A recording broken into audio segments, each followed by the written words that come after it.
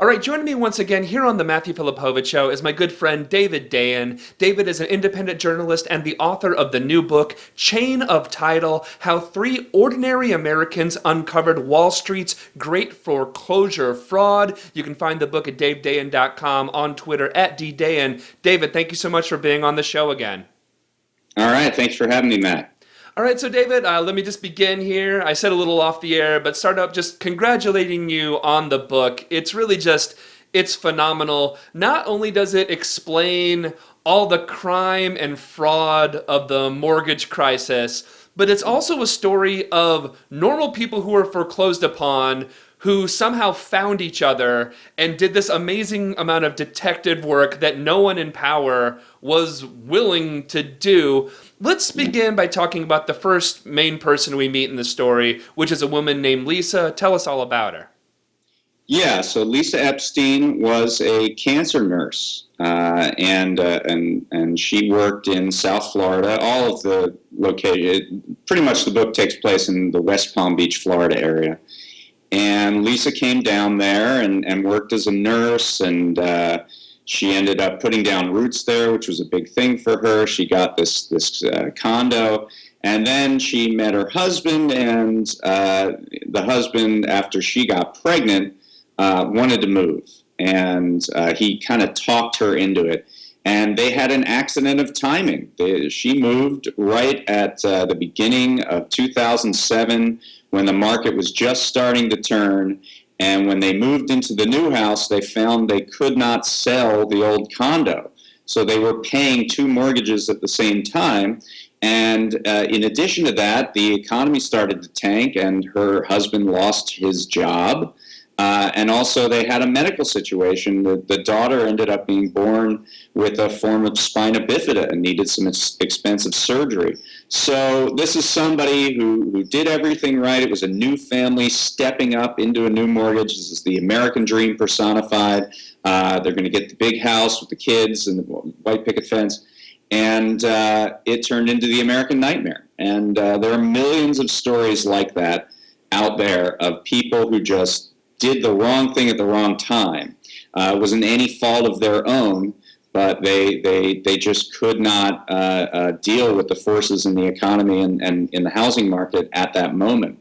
And the difference between what Lisa did after she was basically told to stop paying on her mortgage because it was the only way she could get a modification to help her pay in the future.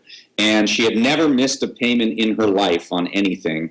And she endured it, missed payments for 90 days, came back to her mortgage company and said, all right, I missed payments for 90 days. Now can I get a loan modification? And they put her into foreclosure.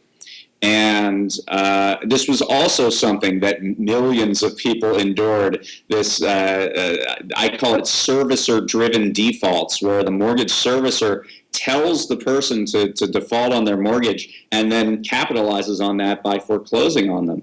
This happened fairly regularly. And the difference between what Lisa did and what everybody else practically did during the crisis is that she actually read her own documents. And when she read them, she found that she was being sued by a company she had never heard of, a company called U.S. Bank, that did not originate her mortgage, was not the company she would pay her monthly payment to, and she wondered, who is this company?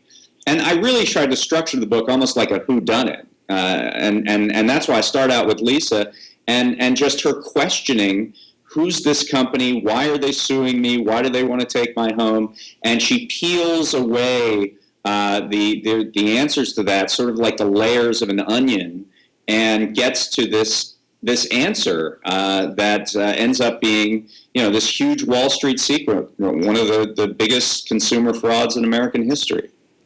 Let's take a couple minutes and kind of dig into kind of how the mortgage industry, in your words, they ruptured a centuries-old system of U.S. property law. Because, a lot of people are kind of, easily you can kind of reminded of what It's a Wonderful Life, and it's like, oh, your mortgage is in the diner, and your mortgage is in their house, and like how it all used to be sort of that way.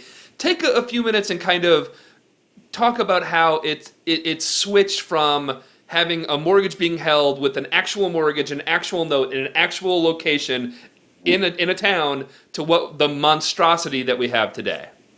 Yeah, so as you said, in the olden days, your local bank would issue you a mortgage and they would hold on to it. And they would fund that mortgage through deposits of everybody in the community, and they would use that money to lend, and then they would make money on the difference between how much they gave in interest on these deposits and how much they charged in interest on the loans. And that was a pretty good system, and it worked for a long, long time. And Wall Street kind of looked at that and salivated and said, we want in on that action. And what we ended up with was that instead of deposits funding mortgages, you had investors all over the world funding mortgages. And this is sort of the story of The Big Short, that these banks would buy these mortgages as soon as they were originated, bundle them up into securities, and sell them all over the world to a Norwegian sovereign wealth fund or a pension fund in Indiana or what have you.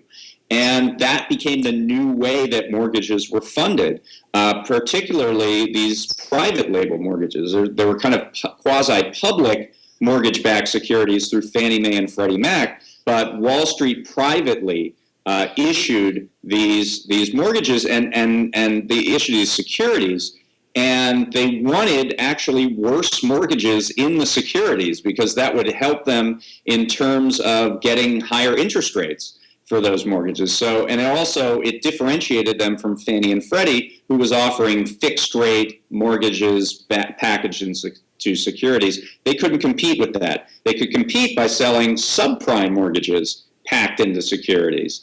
And so that's where you got this subprime bubble, and anybody with a pulse could get a mortgage. This is what happened, from like 1998 to 2006. And when this all crashed, we learned something, at least Lisa Epstein learned something, is that when these mortgages were sliced, diced, packaged in securities, sold all over the world, there were very specific steps of property law that are supposed to be taken when you buy a mortgage and transfer the ownership from one person to another. And essentially, you can read for more detail in the book, but Wall Street didn't do that. They did not follow the very precise steps that were explicitly laid out in the securitization agreements to when they packaged these mortgages, they were supposed to put them into trusts. They did not put the mortgages into the trust. And that broke the chain of title, hence the name of the book, on millions of mortgages.